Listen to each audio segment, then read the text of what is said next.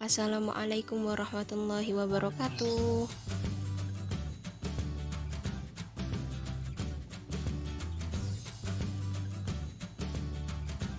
Teknik dan bentuk instrumen penilaian 2013.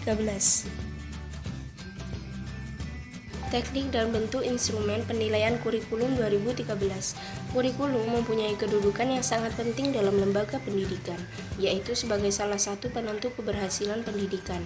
Perubahan kurikulum selalu mengarah pada perbaikan sistem pendidikan dan perubahan tersebut dilakukan dengan didasari pada permasalahan pelaksanaan kurikulum sebelumnya yang dianggap kurang maksimal baik secara materi maupun sistem pembelajarannya, sehingga perlu adanya revitalisasi kurikulum. Usaha perbaikan kurikulum tersebut mesti dilakukan demi menciptakan perubahan yang lebih baik untuk sistem pendidikan di Indonesia.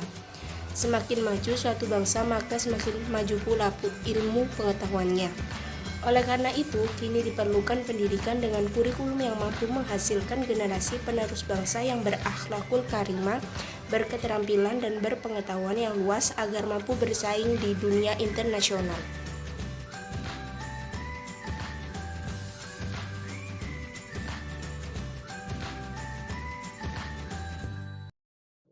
Penilaian pencapaian kompetensi dibagi menjadi 3 poin. Yang pertama, pengertian. Sikap bermula dari perasaan yang terkait dengan kecenderungan seseorang dalam merespons suatu objek. Sikap juga sebagai ekspresi dari nilai-nilai atau pandangan hidup yang dimiliki oleh seseorang. Sikap dapat dibentuk sehingga menjadi perilaku atau tindakan yang diinginkan. Poin yang kedua, cakupan. Kurikulum 2013 membagi kompetensi sikap menjadi 2 bagian. Yang pertama, sikap spiritual yang terkait dengan pembentukan peserta didik yang beriman dan bertakwa. Dan sikap yang kedua, sikap sosial yang terkait dengan pembentukan peserta didik yang berakhlak mulia, mandiri, demokratis, dan bertanggung jawab. Dan poin yang ketiga adalah perumusan indikator dan contoh indikator. Acuan penilaian adalah indikator karena indikator merupakan tanda tercapainya suatu kompetensi. Poin yang pertama adalah sikap spiritual, menghargai dan menghayati ajaran agama yang dianutnya. Dengan cara yang pertama, berdoa sebelum dan sesudah menjalankan suatu kegiatan. Yang kedua, menjalankan ibadah tepat waktu.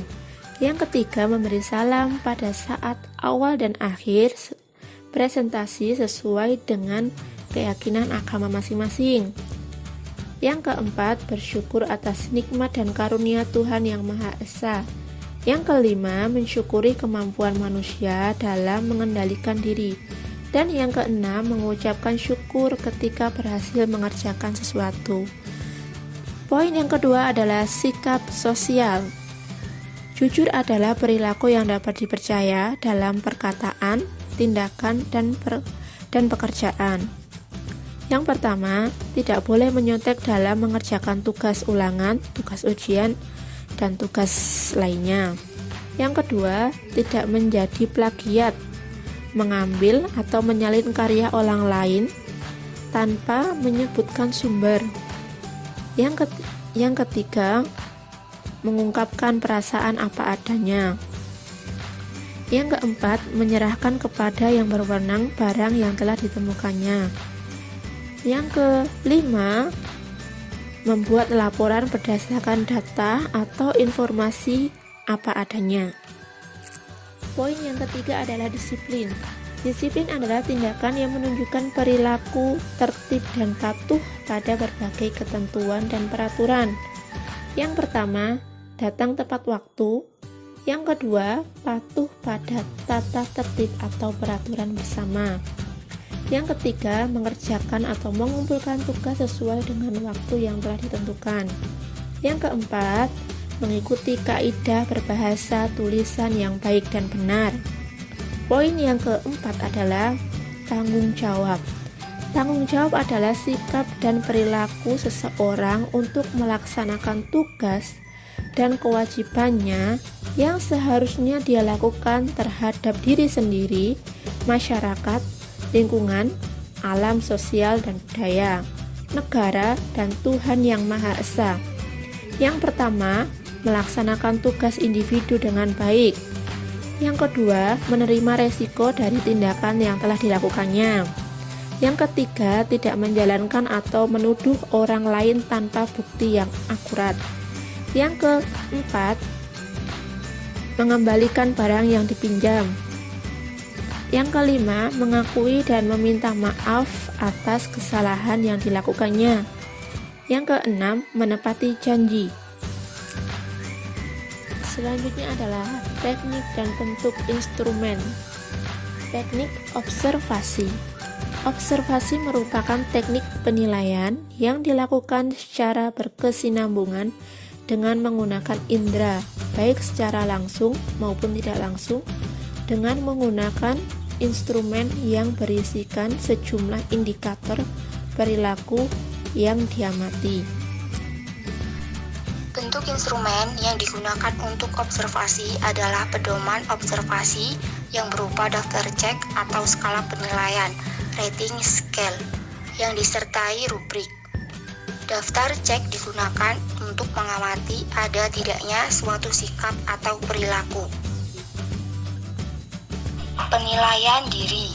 Penilaian diri merupakan teknik penilaian dengan cara meminta peserta didik untuk mengemukakan kelebihan dan kekurangan dirinya dalam konteks pencapaian kompetensi. Instrumen yang digunakan berupa lembar penilaian diri menggunakan daftar cek atau skala penilaian, rating scale, yang disertai rubrik. Skala penilaian dapat disusun dalam bentuk skala Likert atau skala semantik diferensial. Skala Likert adalah skala yang dapat dipergunakan untuk mengukur sikap, pendapat, dan persepsi seseorang atau sekelompok orang mengenai suatu gejala atau fenomena.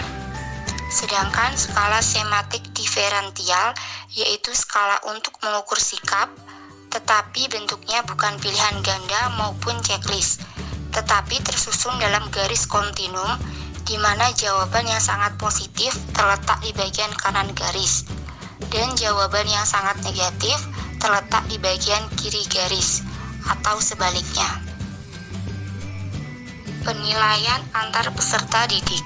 Penilaian antar peserta didik merupakan teknik penilaian dengan cara meminta peserta didik untuk saling menilai terkait dengan pencapaian kompetensi.